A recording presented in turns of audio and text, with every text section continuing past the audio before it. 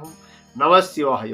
प्यारे बच्चों, आज के क्रम में संवत 2080 और सन 2023-24 के अंतराल भगवान शनिदेव देवादिदेव जिन नक्षत्रों में ग्रहों में श्रेष्ठ न्याय प्रिय माने जाते हैं, न्यायाधिकारी हैं और दंडाधिकारी के नाम से जाने जाते हैं। उनकी 7.5 और ढैया किन किन राशियों पे है और उसका क्या प्रभाव पड़ेगा, जातक उस क्रम में उस काल में क्या मनोदशा होती है और जीवन में कैसा मानना चाहिए।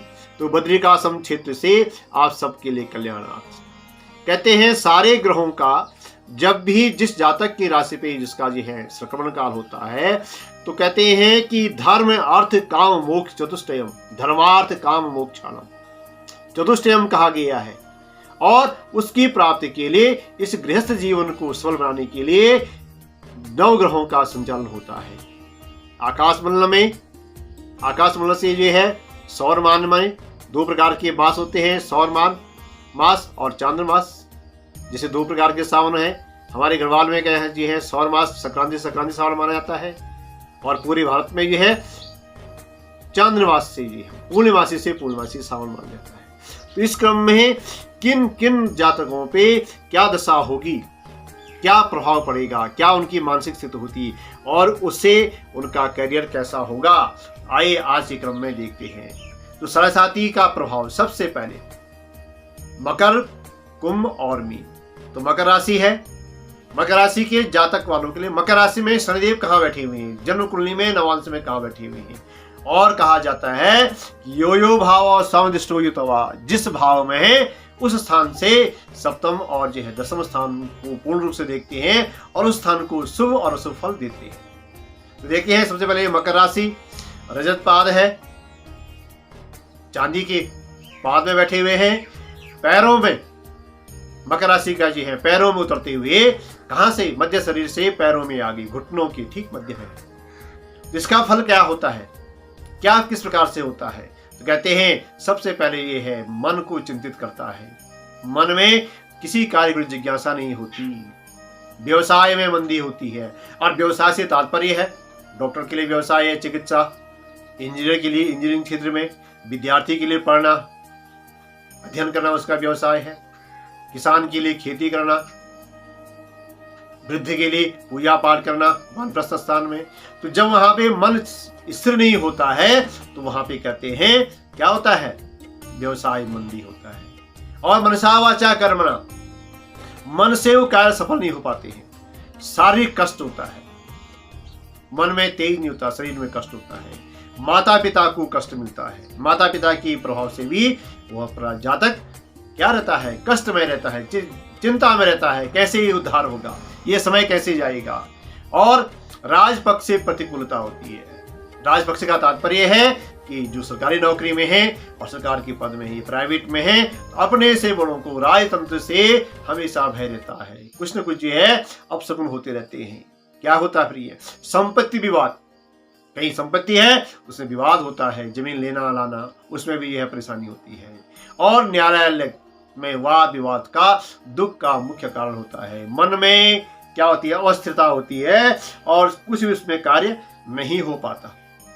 तो ये था मकर राशि का जातक वालों का। बहुत से लोगों ने प्रश्न किया कि गुरुदेव आप जी हैं 7.5 का प्रभाव बताइए। अब मैं इसके लिए बताऊं, सबके लिए उपाय बताऊंगा अंतिम में तीनों में। अब चलते हैं कुंभ राशि। कुंभ का स्वामी शनि, शनि का जो है मकर और कुंभ राशि अपनी स्वगृह घर है। तुला का शनि उच्च का होता है। और शनि महाराज कहाँ बैठे हुए हैं, कुंभ राशि की जातक के कुंडली में कहाँ बैठे हुए हैं, किस स्थान में। 12 भाव होते हैं, मेघ वृक्ष मिथुन कर्क सिंह कन्या तुला वृश्चिक धनु मकर कुंभ मीन। एतेषां द्वादशानां राशिनां मध्ये ये 12 भाव हैं। उन भावों में शनिदेव की क्या स्थिति है कुंभ राशि जातक वालों की। कहते हैं कुंभ राशि स्वर्णपात में बैठे हुए हैं। स्वास्थ्य में उतार चढ़ाव देखा जाएगा, कभी अच्छा रहेगा, कभी उतार चढ़ाव देखा जाएगा, कभी असमंजस मन में, कभी ये है तीव्र कुछ कार्य करने के प्रति लगन पैदा होगी, लेकिन 2 दिन बाद जो है फिर निरस्ता आ जाएगी, आलस्य आ जाएगा, कार्य के प्रति अरुचि हो जाएगी, बाधाएं का द्वार खुल जाएगा, अच्छे कार्य बने बनाए कार्य रुक जाएंगे और एक बाधा पूरी नहीं हुई दूसरी बाधा द्वार पर जो है प्रवेश कर जाएगी। राजपक्षिक कष्ट, पहले भी इसमें कहा मकर राशि में राजपक्षिक क्या होता है, पारिवारिक क्लेश होता है दाम्पत्य जीवन में, तो दोनों के उसमें व्यवहार में क्लेश, एक दूसरे की बात को मानने में असमर्थ होता है, नोकझोंक हो जाती है, कभी कभार तकरार भी हो जाती है, यहाँ तक कभी कभी कि बहुत विघटन, आपस में झगड़ा विवाद हो जाता है, कई दिनों तक अब तो बातचीत भी नहीं होती। आजकल के नव दाम्पत्य जीवन में जो नए बच्चे हैं, नई बच्चियां हैं, उनमें तो ईगो इतना ज्यादा हो जाता है कि अपने आप को भूल पाते हैं कि हम कौन हैं, क्या हमारा विशेष है। तो पारिवारिक जीवन भी क्लेशमय होता है, दुखमय होता है। बंधुओं से विरह, जो अपने कल तक अपने मित्र थे, बंधु बांधव थे, रिश्तेदार, वो भी पराये जैसे लगते हैं। और मंदी का सा कारोबार है, नौकरी है, पैसा आता नहीं है, और जहां भी है उस पैसा खर्च ज्यादा होता है, और तनाव है, जीवन रहता है। असफलता, चारों ओर से मानो असफलताओं का द्वार खुला हुआ है, सफलता मानो कोसों दूर दिखाई देती है, और मनुष्य के मन में निराशा आ जाती है। तो ये शनिदेव महाराज का प्रभाव है, ये जीवन में कहीं न कहीं जो है सब राशियों पर प्रभावित करती है। तो अब चलते हैं मीन राशि। मीन राशि जो है सर लोहपाद में है। मीन राशि का जो है मस्तक पे, सर पे कहा गया है, विद्यमान है। तो सबसे पहले नकारात्मक काम, मन में निश्चिंतता नहीं होती, अनिश्चिंतता होगी, क्या होगा क्या नहीं होगा, कहाँ जाऊं, किसके पास जाऊं, अच्छे गुरु के पास जाऊं, अच्छे डॉक्टर के पास जाऊं, इसमें द्वंद्वता बनी रहती है। कार्य में विलंब होता है, अपव्यय होता है, पैसा नहीं आता और खर्चा ज्यादा होता है, आमदनी अठन्नी और खर्चा जो है 100 रुपया। कैसे परिवार का भरण पोषण होगा। मानो परिवार में 10 लोग हैं, पैसा आ नहीं रहा है और खर्चा हो रहा है पर दिन का 1000 रुपया, तो ऐसे में मानव चिंतित हो जाता है, निराश हो जाता है, तनाव में जीवन जीता है, एक दूसरे से आपस में मतभेद, यहां तक माता पिता से भी मतभेद हो जाते हैं। अवसर परस्त होता है, कोई भी साथ नहीं देता। अवसर परस्त होने से मन उसका विचलित होता है, धार्मिक हानि होती है, धार्मिक कार्य भी नहीं हो पाता, कोई अच्छा कार्य भी नहीं कर पाता है, कोई धार्मिक कार्य अच्छा नहीं कर पाता है। अपयश, चारों ओर से अपयश मिलता है। अरे भाई वो आदमी ऐसा है, वो तो विश्वास का पक्का नहीं है, वाणी का पक्का नहीं है, उसकी सहायता मत करो। स्वास्थ्य कष्टी होता है, समाज में उसका कहीं स्थान नहीं होता, जिसका स्थान समाज में था, ज्ञानी मानी मंत्री पद होते हुए समझ जब समय आता है, कहते हैं सड़ने की साथी से ये प्रभाव पड़ता है। अब चलते हैं वृश्चिक ढैया, कर्क और वृश्चिक भी है, तो दोनों लोहपाद में है। पहले चलते वृश्चिक राशि। व्यापार, नौकरी में मंदी, व्यापार में निराशा, पैसा खर्च होना, व्यापार न चलना, मानसिक चिंतन। नौकरी पेशा में है, उसमें मंदी, नौकरी जाने का खतरा, अपने ऐसे उच्च अधिकारियों से थोड़ा तालमेल न हो तो नौकरी संकट में।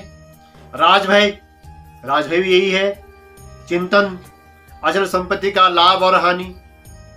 शनि महाराज अच्छे जगह बैठे हुए हैं तो चबर फाड़ के देते हैं, ऐसा कहा जाता है, और अच्छे घर में नहीं है तो संपत्ति की हानि भी होती है। कोर्ट कचहरी का भी वास्ता हो जाता है, कोर्ट कचहरी भी वहां पे आ जाती है, और कुल मिला के जीवन अशांत रहता है। अब चलते हैं कर्क राशि, लोहपाद में बैठे हुए हैं। परीक्षा फल अच्छा नहीं लगता, परीक्षाएं देने में मन स्थिर नहीं होता है, सब कुछ आते हुए परीक्षा भवन में वो प्रश्न भूल जाते हैं। नौकरी प्राप्ति में देरी होती है, पर अच्छा परीक्षा फल आने में विलंब होता है। धन व्यय होता है, धन आने की संभावना कम होती है। पारिवारिक क्लेश होता है, कोर्ट कचहरी से वास्ता पड़ता है। पुत्र कष्ट, बच्चे भी साथ नहीं देते।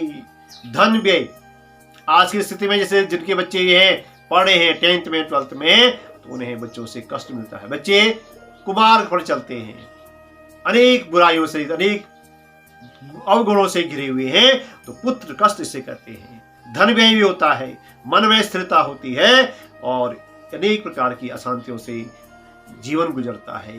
तो सभी जातकों के लिए, मकर, कुंभ, मीन, वृश्चिक और कर्क राशि की जातकों के लिए मेरा एक ही निवेदन है, एक ही परामर्श है कि आप ज्यादा से ज्यादा भगवान शंकर का अभिषेक करें। ओम नमः शिवाय पंचाक्षर मंत्र से। करालम महाकाल कालम कृपालम गुणांगारि संसार पारम मतोहम। इस संसार को पार करने में कोई है तो महादेव हैं। और इस सावन के महीने में, चातुर्य मास में, पुरुषोत्तम मास में महादेव का पूजन अभिषेक करना सर्वदा फलदायी होता है। और भगवान शंकर जी हैं पत्रम पुष्पम फलम तोयम, बेलपत्री के 3 पत्तियों से युक्त एक बेलपत्री से प्रसन्न हो जाते हैं, एक जल की धारा से प्रसन्न हो जाते हैं। ऐसे ही जातकों को मैं सभी से राय दूंगा कि निराश न हो। ज्योतिष सिद्धि नारायणी सेवा बद्रीनाथ सदैव आपकी सेवा में है। जाने आपकी कुंडली में शनिदेव कहाँ बैठे हुए हैं, क्या स्थिति है, क्या होने वाला है, और प्रमाणितता के साथ में आपको आपके भविष्य के बारे में बताया जाएगा। ज़्यादा से ज़्यादा अपने दोस्तों को बताएं, जहाँ से अपने मित्रों को सब्सक्राइब करें, लाइक करें और भगवान के धाम में आकर के अपने जीवन को सफल बनाएं। ओम नमो भगवते बद्री विशालाय नमः।